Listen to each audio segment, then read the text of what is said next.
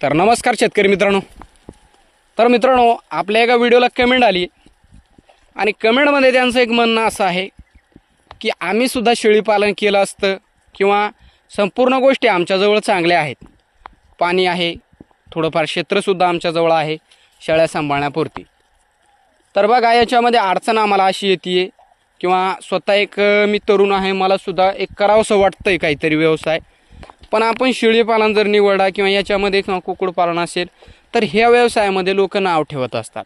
तर तेवढंच नाही, पण याच्यामध्ये लोक लग्नसुद्धा आपले होत नाही किंवा मुलगी कोणी देत नाही. तर बघा, त्यांचं एक म्हणणं असं आहे. तर मित्रांनो, हा संपूर्ण व्हिडिओ फक्त ह्या टॉपिकवरती होणार आहे आणि तुम्हाला आज आपण या व्हिडिओमध्ये सविस्तर माहिती सांगणार आहे. तर शेवटपर्यंत व्हिडिओ नक्कीच बघा. पूर्णतः मोकळी चर्चा होणार आहे आणि आपलं कोणाचं मन दुखावण्याचा हेतू नाही. सुरुवात तुम्हाला सांगतो, जर आपण तरुण मित्र असो, शेतकरी मित्र असो किंवा आपण स्वतःला करायचं असेल, एक तुमचं एक 15-20 वर्षे वय असेल किंवा 20-22चे तुम्ही असाल, तर मग तुम्हाला करावं असं वाटतं आहे. पण तुमच्या घरच्यांचा सुद्धा काही वेळेस आपल्याला विरोध असतो की बाबा हे व्यवसाय तू करू नको, याच्यामध्ये लोक नाव ठेवत असतात किंवा सर्वसाधारण मुलगी मिळत नाही, लग्न होत नाही. तर त्यांचंसुद्धा एक तसंच पद्धतीचे एक प्रश्न असतो की करू नको हा व्यवसाय, इतर कुठंतरी जा, कंपनीमध्ये काम कर. तर मित्रांनो, तुम्हाला सांगतो आपण की मुलगी कोणाला मिळत असतात. सुरुवात तुम्हाला सांगून देतो, मुलगी कोणाला मिळते आहे.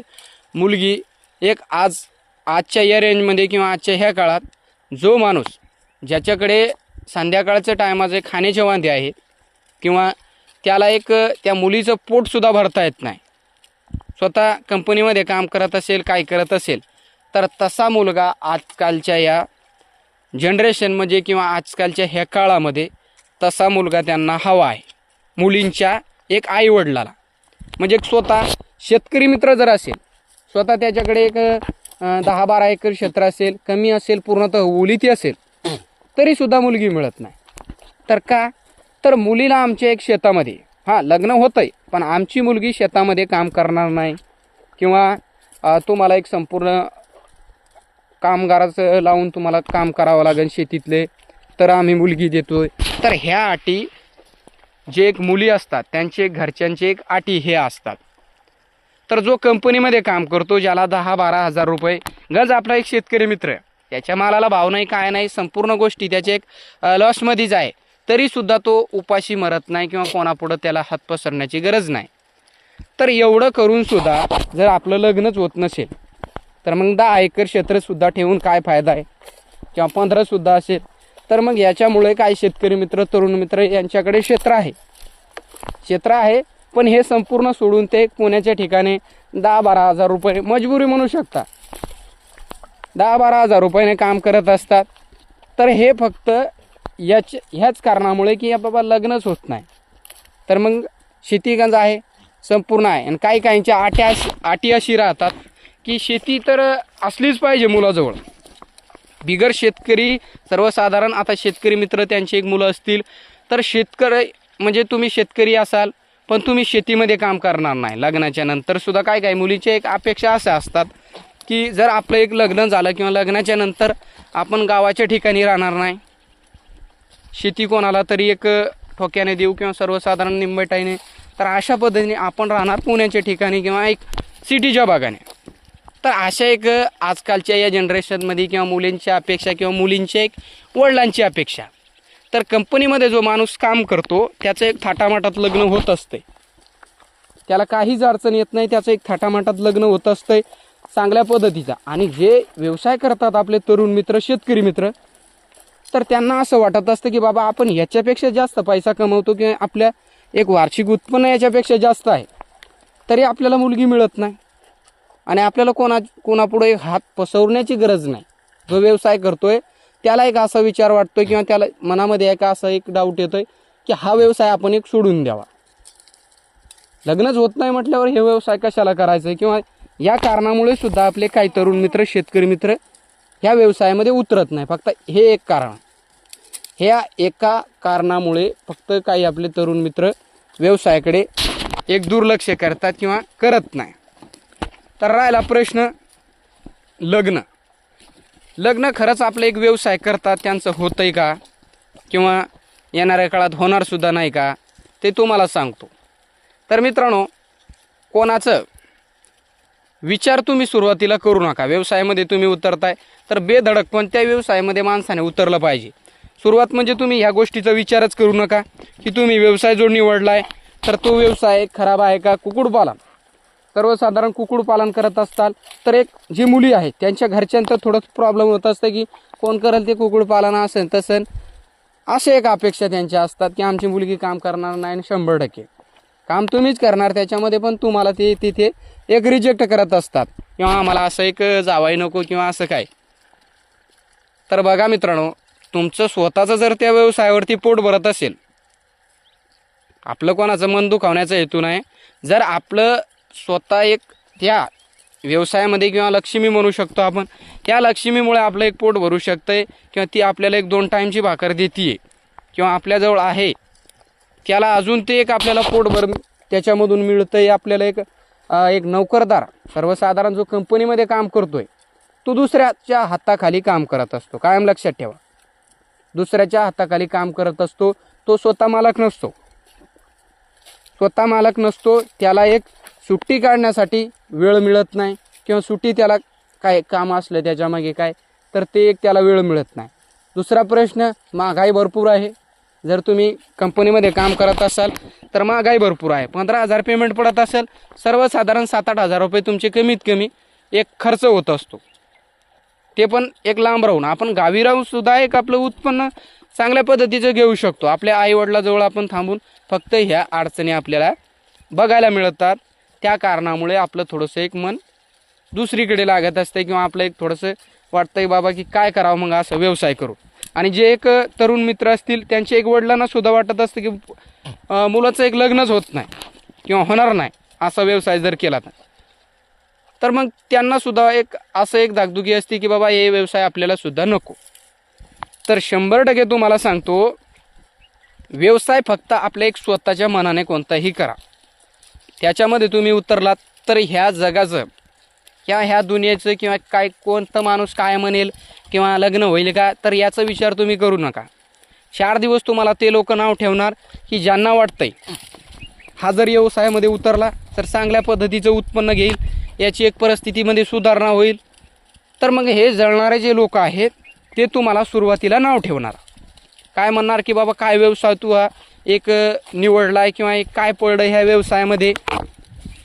तर त्यांना एक वाटत असतं की हे व्यवसायामध्ये जर हा माणूस टिकून राहिला जास्त दिवस तर मग हे आपल्याला काही समजत नाही किंवा आपल्याला एक मागायला येणार नाही. ज्याच्या घरी तुम्ही मागायला जाताय किंवा त्यांना एक अडचण आली तुम्हाला, तुम्ही लोकांकडून पैसा घेत असता तर मग तसा माणसाला हे चांगलं वाटत नाही. तुम्ही एक स्वतःच कमावताय, स्वतः खाताय.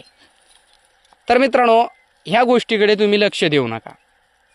स्वतः आपल्या मनाला जो आवडेल आणि आपल्याला ज्याच्यामध्ये उत्पन्न जास्त आहे, आपण काय 2 नंबरचे धंदे करत नाही, तर आपण का कोणाची एक चोरी करत नाही किंवा काय नाही. याच्यामध्ये आपल्याला कष्टच लागणार, याच्यामध्ये आपल्याला कष्टच लागणार. कष्टाशिवाय कुठं एक फळ मिळत नाही किंवा कष्टाचा जो पैसा आहे तोच माणसाजवळ टिकून राहत असतो. हे कायम लक्षात ठेवा तुम्ही. तर लोकांचा विचार, आपण याच्यावरती 1-2 व्हिडिओ आपले एक झालेले आहे, पण काही मित्रांनी ती बघितले नसेल, काही मित्रांनी बघितले असेल. तर एक खचून जाऊ नका, खचून जाऊ नका आणि टेन्शन घेऊ नका. मुलगी मिळेल का किंवा मिळणार नाही का हे तुमच्या एक मनामध्ये हा विचार आणूसुद्धा नका. व्यवसाय करायचा तुम्हाला, दूध व्यवसाय करा. जे तुम्हाला सोपं जाईल किंवा जे तुम्हाला परवडेल त्या व्यवसायामध्ये तुम्ही बेधडक काम करा. तर आपण खूप साऱ्या व्हिडिओमध्ये सांगत असतो, बेधडक काम करा तुम्ही. शेतकरी मित्र, जे तरुण मित्र असतील, व्यवसाय म्हणजे एक व्यवसाय करणं खूप गरजेचं आहे. आता बरं का, आपण जे शेतीला एक जॉईंट व्यवसाय जर नाही केला तर आपल्याला परवडत नाही. आपल्या एक सुरुवात म्हणजे मालाला भाव नाही. संपूर्ण आपण शेतामध्ये काम करतो, संपूर्ण काय करतोय, आपल्या मालाला भाव नाही. म्हणजे आपल्याला एक जॉईंट व्यवसाय म्हणून किंवा डायरेक्ट आपण आपलं क्षेत्र पडीक पाडून यांच्यासाठी चारागिराला अवघड करून याच्यामध्ये काम करा, काहीच हरकत नाही. आणि राहिला लोकांचा प्रश्न, तर लोक घोड्यावर सुद्धा बसू देत नाही आणि पायंदळीसुद्धा चालू देत नाही. लोक तुम्हाला नाव फक्त तेच ठेवणार की ज्यांना तुमचं चांगलं दिसत नाही किंवा त्यांना वाटतं की आत्ता हे कुठंतरी एक चांगल्या मार्गाला लागतोय, तर त्याला लोक नाव ठेवत असतात. 100% तुम्ही दारू प्या, तुम्ही दुसरं काहीतरी व्यसन वेगळंच करा, तर तिथे सुद्धा तुम्हाला ते लोक नाव ठेवणार. किंवा काही लोक म्हणतील हां काय नाही बाबा, थोडंफार पोरगं पित आहे किंवा एक थोडंफार इकडं तिकडं फिरतं आहे, तर मग तिथे तुम्हाला ते लोक चांगलं म्हणतात. चांगलं म्हणत असतात. एक माझा स्वतःचा अनुभव आहे बरं का. आपण काय दारू फारू पित नाही, पण तुम्हाला आपण सांगतो ह्या जगामध्ये मी सुद्धा जगतोय किंवा माझं सुद्धा एक जीवन याच्यामध्ये आपण काढतोय. लोकांचा विचार करू नका राहायला लग्नाचा प्रश्न. तर जो माणूस स्वतः कष्ट करतोय किंवा स्वतः त्याला एक माहीत आहे की बाबा व्यवसाय करणं कोणतं सोपं नाही, त्याला कष्टाची जाणीव आहे, तर तो माणूस 100% तुम्हाला मुलगी देणार. त्याला माहीत आहे की व्यवसाय जो करणार आहे त्याच्या हातात कधीही पैसा खेळत आहे किंवा त्याला कधी अडचण येत नाही, त्याला कोणाला मागून खाण्याची गरज नाही. 100% या जगामध्ये माणसं असतील, त्याच्यामधले जर तुम्हाला 95% जर लोक मुलगी देत नसेल तर 5% लोक तुम्हाला देणार. पण असं नाही की तुम्ही व्यवसाय करताय. आता तुम्हाला सांगतो मी की तुम्ही व्यवसाय करताय आणि तुम्ही संपूर्ण गोष्टी, तुम्हाला प्रत्येक गोष्टीचं व्यसन आहे, दारू पिताय, पुड्या खाताय संपूर्ण, तर मग तुम्हाला मिळणार नाही. तुम्ही कोणता व्यवसाय करा, काय करा बाबा, तुम्हाला एक मुलगी मिळणार नाही. तर व्यवसाय आपण करताय, आपल्याला एक फक्त हाच व्यसन असला पाहिजे की आपला व्यवसाय आपण कशा पद्धतीनं मोठं करू किंवा याच्यामध्ये आपण काय काय सुधारणा केल्या पाहिजे. लोकांकडे लक्ष देऊच नका. लोकांकडे लक्ष दिलं की मग तो व्यवसाय तुम्हाला 4-2 दिवस त्याच्यामध्ये काम केलं तुम्हाला बंद करावं लागतंय. हा आपला अनुभव आहे. जो मुलगी देणार त्याची एक मुलगी सुखात राहील. आणि कळणाऱ्याला कळत असते काही काही गोष्टी. संपूर्ण माणसाचं एक माइंड सारखंच नसतंय. 100% तुमचं लग्न होणार आणि तुम्ही काय कोणापुढे एक कोणाच्या एक हाताखाली नोकरदार नाही, स्वतः मालक आहात तुम्ही. जेव्हा तुम्हाला वाटलं की आपल्याला एक आज अडचण आहे किंवा काय आहे, तर तुम्ही एक पिलू जर विक्री केला, एक पिलू जर आपण विक्री केला किंवा एक शेळी विक्री केली, तर एका दिवसात तुमचं काही काम उभं राहू शकतं किंवा तुमची अडचण जी आहे तर ती एक दूर होत असते. तर मग असा व्यवसाय आपण सोडून किंवा एक या लोकांचा विचार करून जरा लोकांचा विचार आपण करत राहिला तर आपल्याला ह्या अडचणी जीवनभर एक बघायला मिळत असतात. खचून जाऊ नका, व्यवसाय करत राहा. कोणाचं एक बोलणं किंवा काय लोक नाव ठेवतात तुम्हाला, ठेवू द्या. पण ज्या टायमाला तुम्ही त्या व्यवसायामध्ये सक्सेस व्हाल, जो तुम्ही व्यवसाय निवडला आहे त्याच्यामध्ये 4 दिवस तुम्हाला ते लोक नाव ठेवणार. कोणीही म्हणणार तुम्हाला की काय व्यवसाय निवडला, काय करतोय, शिक्षण घेतलं असेल. काही मित्र शाळा शिकून सुद्धा एक त्यांना कुठं जॉब मिळत नाही, काय नाही. मग तशा मित्रांचं असं वाटतं की बाबा आपण काहीतरी की व्यवसाय केला पाहिजे. कोंबडी पालन असो, गाई सांभाळा, म्हशी सांभाळा, तर कोंबडी पालनाला लोक नाव ठेवतात. तर जे आपलं शिक्षण झालं आहे तर त्या शिक्षणामार्फत आपल्याला एक नोकरीच मिळत नाही बाबा. आपण एक फिरतोय इकडं तिकडं, आपल्याला नोकरी मिळत नाही. दुसरा व्यवसाय आपल्याकडे म्हणजे एक दुसरा पर्याय काय राहतो, तो आपण काम करतोय कुठेतरी. 400-500 रुपये रोज आपल्याला असतो. त्या एक आपण एक बेरोजगार होत असतो एवढं शाळा शिकून किंवा एक असं. तर मग त्याच्या एवढं फिरण्यापेक्षा आपण जर कोणत्या व्यवसायामध्ये उतरला तर तिथे आपण मालक बनून एकदम रुबाबाचं एक जगू शकतो. कोणीच म्हणणार नाही आपल्याला की एक तास कामावून का सुट्टी घेतोय. दिवस रात्र कष्ट करायच्यामध्ये जिथे आपण 10 ते 5 पर्यंत काम करणार हो, तर इथे एक दिवस रात्र करा. स्वतःचा व्यवसाय आहे, याच्यामध्ये थोडं तुम्ही वेळ दिला किंवा एक जास्त वेळ काम केला तर फायदा तुम्हाला त्याच्यामध्ये जास्तच होणार ना. 100% तुम्हाला त्याच्यामध्ये फायदा तुमचं जास्तच होणार. तर एक नोकरदार नाही, तुम्ही स्वतः इथे मालक बनून काम करणार आहात. तर मालक कधी त्याच्या एक व्यवसायामध्ये काम करत असतो, कधी सुट्टी घेण्याची त्याची एक मर्जी असेल किंवा त्यांची इच्छा असेल तर त्याला एक कोणाला विचारण्याची गरज नाही. तर हे विचारणं किंवा आज सुट्टी आम्ही घेऊ का, तर हे संपूर्णतः नोकर म्हणजे एक नोकरी करतो नोकरदार माणूस आहे, एक त्यांचे एक काम आहेत. जो मालक स्वतः बनून काम करतोय त्याला काहीच टेन्शन नाही किंवा त्याला अडचणीसुद्धा काही जास्त बघायला मिळत नाही. अडचण आली, एक पिलू विक्री करा, कोणतीही अडचण आपल्याला एक किती अडचण येऊ द्या, किती काम पडू द्या, आपण एका दिवसात शेळ्या विक्री करू शकतो. तर टेन्शन घेऊ नका. लग्न 100% होणार, पण लग्न होणार तुमचा. असं नाही की व्यवसाय उभा करा, 4-2 दिवस त्याच्यामध्ये काम करा, लोकांना दिसलं पाहिजे की व्यवसाय करतोय मुलगा, पैसा आहे त्याच्याजवळ, तर कोणी मुलगी देणार. टेन्शन घेऊ नका. चला, कसा वाटला व्हिडिओ कमेंट करून सांगा. आणि काय हुकचूक झाली असेल आपल्याकडून या व्हिडिओमध्ये तर नक्कीच माफ करा. भेटूया एक अशाच व्हिडिओसोबत. व्हिडिओ पाहिल्याबद्दल मनापासून धन्यवाद.